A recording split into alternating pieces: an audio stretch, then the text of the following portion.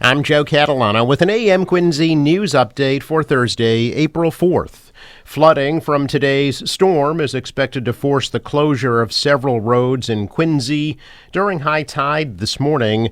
Police expect closures of Newport Avenue at the West Squantum Street overpass, Marina Drive, East Squantum Street at Huckins Avenue, Spring Street, Rock Island Road, and Rhoda Street anytime between now and 8:30 a.m. High tide is expected around 7:45 this morning. Quincy City Hall and the Coddington Building in Quincy will both close at noon Friday for the wake for former Congressman William Delahunt. Mayor Thomas Koch says both buildings will close to the public at noon on Friday.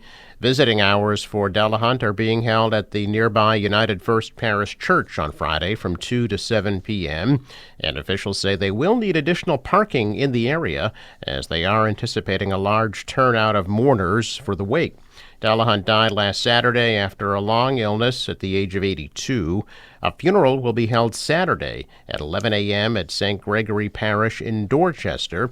City and state flags are flying at half-staff in memory of Delahunt.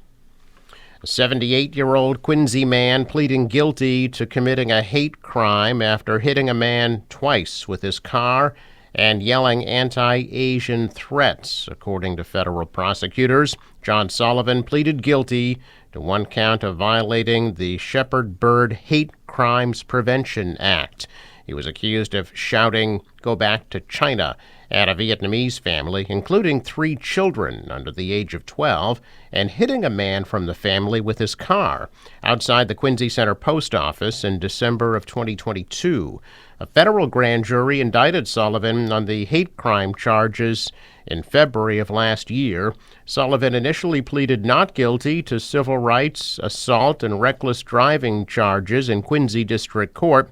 He was released on conditions after the incident, including home confinement and no driving. According to court documents, the district court charges against Sullivan were dropped last March. Prosecutors said Sullivan threatened to kill the family and told them to go back to China. After the verbal altercation, Sullivan hit the victim with his car. The man clung to the hood while Sullivan drove about 200 yards. He then fell off the car, and Sullivan hit him again. The victim then fell into a nearby construction ditch. Sullivan then allegedly fled the scene. The victim suffered a broken shoulder, a concussion, and a leg injury. Sullivan will be sentenced this summer to a maximum of 10 years in prison, 3 years supervised release, and a fine of up to $250,000.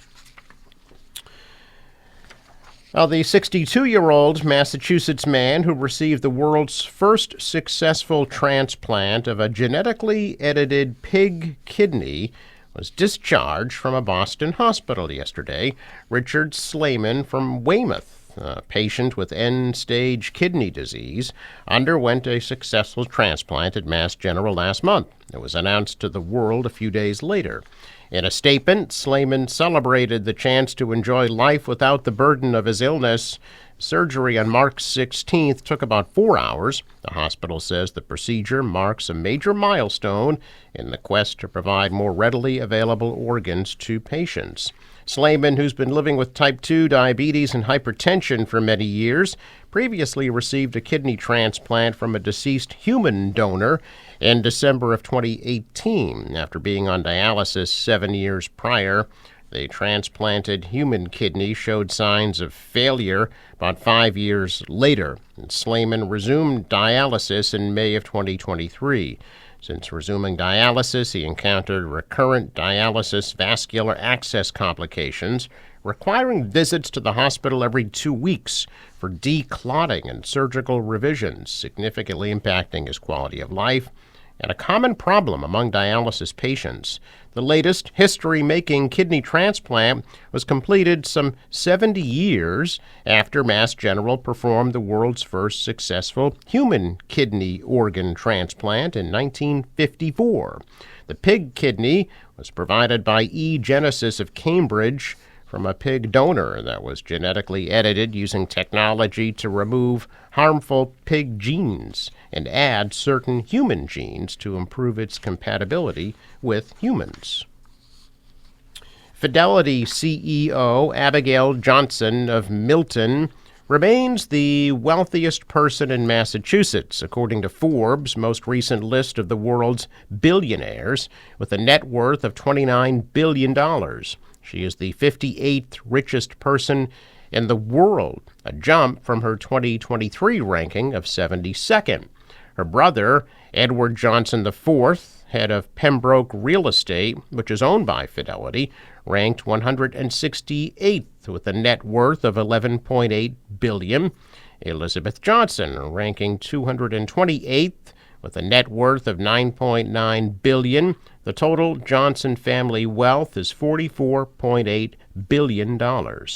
In the world of sports, New England Patriots owner Robert Kraft had a net worth of $11.1 billion this year, ranking 188th worldwide, while Kraft's wealth increased from $10.6 billion last year. He fell 23 spots in the rankings. A check of business news this morning. Stocks are mixed. The Dow is down 43, the Nasdaq rose 37, and the S&P is up 5. Asian stocks are higher. The dollar rose, the euro is flat, oil at $85 a barrel. In sports, Celtics beat Oklahoma 135-100, and they'll play Sacramento in Boston tomorrow night at 7:30. Red Sox complete their sweep of Oakland, the 1-0 victory, and the Bruins will host at Carolina tonight at 7 p.m. The National Weather Service forecast for today: the nor'easter continues with wind-driven rain and some wet snow and a high of 39 degrees. The precipitation continues this evening. The winds will die down, lows tonight in the lower 30s. Tomorrow, mainly cloudy, maybe a shower, high of 45, but more rain and snow showers Saturday, the high of 44. Cloudy and near 50 on Sunday.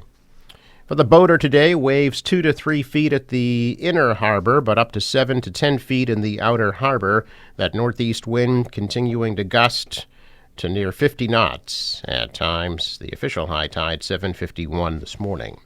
Sunrise 6:20, set at 7:13. I'm Joe Catalano with an AM Quincy news update for Thursday, April 4th.